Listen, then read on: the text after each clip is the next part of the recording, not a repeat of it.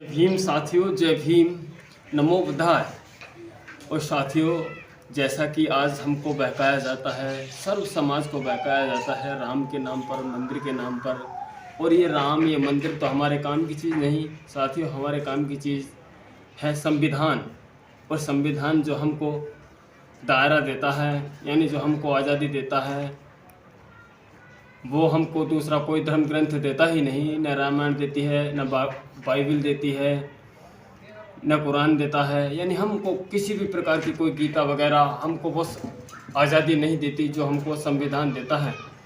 तो साथियों, आज राम के नाम पर लोगों को खूब मूर्ख बनाया जाता है, खूब लोगों को लूटा जाता है राम नाम पर। हाँ, तो उसी राम के नाम पर मैं उन लोगों से, उन मनुवादियों से पूछना चाहता हूँ कि राम नाम पर धन कमाते, दिन भर लोगों को बरगलाते हैं, यानी राम का डर दिखाकर लोगों से रुपया ले जाते हैं। कोई 500 ले जाता है, कोई 200 ले जाता है, कोई 100 ले जाता है। कि राम के नाम पर धन कमाते, दिन भर लोगों को बरगलाते, सब यहीं रह जाएगा तो क्यों चंदा भीख मांग के खाते। और राम नाम पर धन कमाते, यानी जब यहीं रह जाएगा सब तो फिर हमें भीख मांगने की जरूरत क्यों पड़ी है, फिर हमें राम नाम पर चंदा मांगने की जरूरत क्यों पड़ी है। हमारे लोगों को मूर्ख बनाया जाता है केवल उनका धन खींचने के लिए। कहीं कोई राम सिया नहीं है, यानी राम है मगर ये दशरथ का बेटा राम नहीं, वो राम है जो सारी दुनिया में रमा है, जिसको हिंदू, मुस्लिम, सिख, ईसाई सब अलग अलग नामों से जानते हैं। कोई गॉड कहता है, कोई वाहेगुरु कहता है, कोई अल्लाह कहता है, कोई ईश्वर कहता है। वो राम दशरथ का बेटा नहीं है।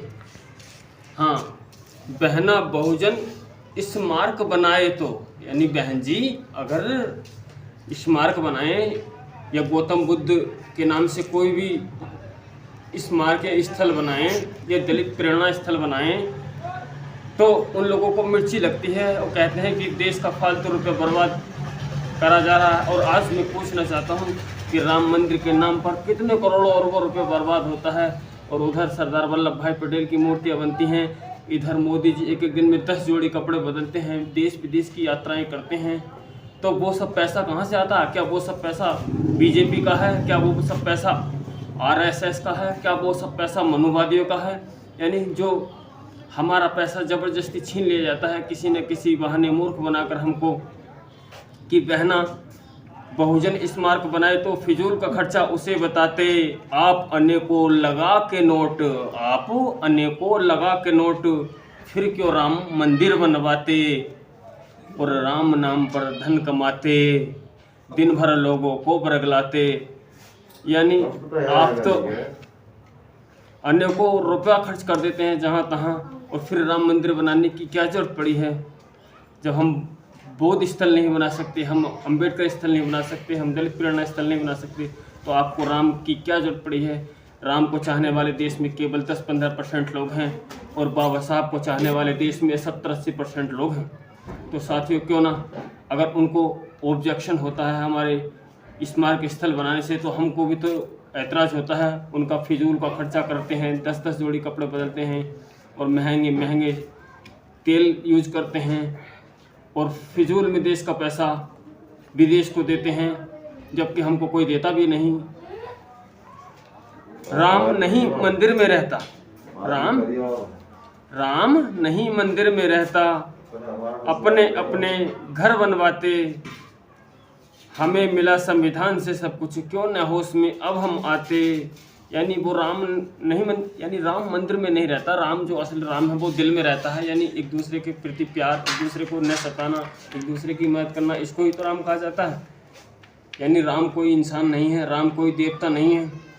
राम यानी एक दूसरे से प्रेम करना, प्यार करना, उसको राम कहते हैं। मगर आज तो राम की मूर्तियाँ लगाई जाती हैं, राम के मंदिर बनाए जाते हैं, जैसे कि राम ने इस देश दुनिया को बनाया, जैसे कि राम ने इस देश दुनिया को खाने को दिया। कि राम नहीं मंदिर में रहते, अपने अपने घर बनवाते। यानी ये लोग राम के नाम पर मूर्ख बनाते हैं लोगों को, और अपने घर बनाते हैं, अपने बैंक बैलेंस करते हैं, अपने अकाउंट में नोट भरते हैं। राम नहीं मंदिर में रहता, अपने अपने घर बनवाते, हमें मिला संविधान से सब कुछ, क्यों न होश में हम सब आते। यानी हमें जो अधिकार मिले हैं वो संविधान से मिले हैं, ना कि किसी गीता वेद कुरान से मिले हैं। क्या मोदी जी क्या मोदी जी के बापू का रुपया, ये रुपया जो बर्बाद कर रहे हैं मोदी जी देश का, क्या ये मोदी जी के बापू का रुपया है? यानी क्यों मोदी जी के बापू का रुपया शोक मौज जो खूब उड़ाते, क्या इनके बापू का रुपया है? ये शोक मौज उड़ाते, पैसे को पानी की तरह बहाते हैं सर, यानी सरकारी पैसों को अपने खर्चे में करते हैं और देश का हर एक इंसान हर दिन पीछे होता चला जा रहा है, कर्ज में डूबता चला जा रहा है। महंगाई इतनी है, बेरोजगारी इतनी है। यानी आप हमारे इधर दिखाओ एक बार बाजार में कितने लोग बेरोजगार घूम रहे हैं। क्या मोदी जी के बापू का रुपया शोक मौज में खूब उड़ाते, अनेकों निर्दोष लोग यहाँ अपनी अपनी जान गंवाते, यानी पैसे के लिए लोग यहाँ अपनी जान गंवा रहे हैं। उनको दवाई लाने को रुपया नहीं है, ऐश मौज नहीं कर सकते, अच्छे कपड़े नहीं पहन सकते, अच्छी छत के नीचे नहीं रह सकते, अच्छे स्कूल में बच्चों को पढ़ा नहीं सकते, अच्छी गाड़ियाँ नहीं खरीद सकते, अच्छा प्लॉट नहीं खरीद सकते, यानी अच्छा पानी भी नहीं पी सकते, यानी अच्छा कुछ नहीं कर सकते। ऐसे लोग हैं जो अपनी जान गंवा रहे हैं। मोदी जी को इस उम्र में कहाँ कपड़े बदलने की ज़रूरत पड़ी है? असल में तो कपड़े जब भी बदलने बंद कर देने चाहिए इंसान को, जब उसकी शादी हो जाती है, गृहस्थी में पड़ जाता है। और कपड़े इंसान असल में तब तक ही अच्छा लगता है बदलता हुआ जब तक वो युवा होता है, यानी शादी से पहले। शादी के बाद तो इंसान वही होता है जो सादा सिंपल रहता है, अपने बच्चों पर ज़्यादा ध्यान देता है। ऐसे ही देश का जो राजा होता है उसके बच्चे उसकी देश की जनता होती है, और जो अपने देश की जनता को, अपने बच्चों को न देखे, उस राजा को तो मर जाना चाहिए, उस राजा को तो नापैद हो जाना चाहिए, उसको तो जन्म लेना ही बेकार है। इस देश में, जिसके देश में प्रजा भूखी मरती हो और वह विदेशों के दौरे कर रहा हो, दिन में 10-10 जोड़ी कपड़े बदल रहा हो। यानी क्या मोदी जी के बापू का रुपया शोक मौज में खूब उड़ाते और अनेकों निर्दोष लोग यहाँ अपनी अपनी जान गंवाते। सीता ही न रही सुरक्षित, यानी राम राज में सीता ही सुरक्षित न रही, सीता न रही सुरक्षित, फिर क्यों बात में उनकी आते। यानी जब राम के राज में सीता ही सुरक्षित नहीं रही तो हम लोग कहाँ सुरक्षित रह सकते हैं?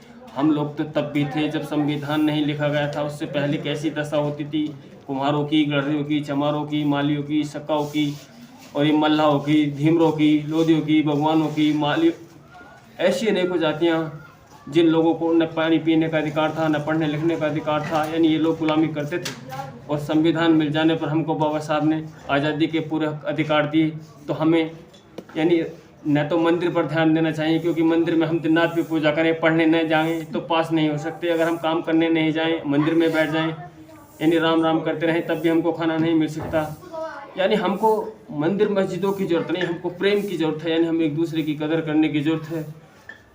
सीता न रही सुरक्षित, फिर क्यों बातों में उनकी आते, जहाँ मान और सम्मान नहीं वहाँ पे हम फिर क्यों हैं जाते।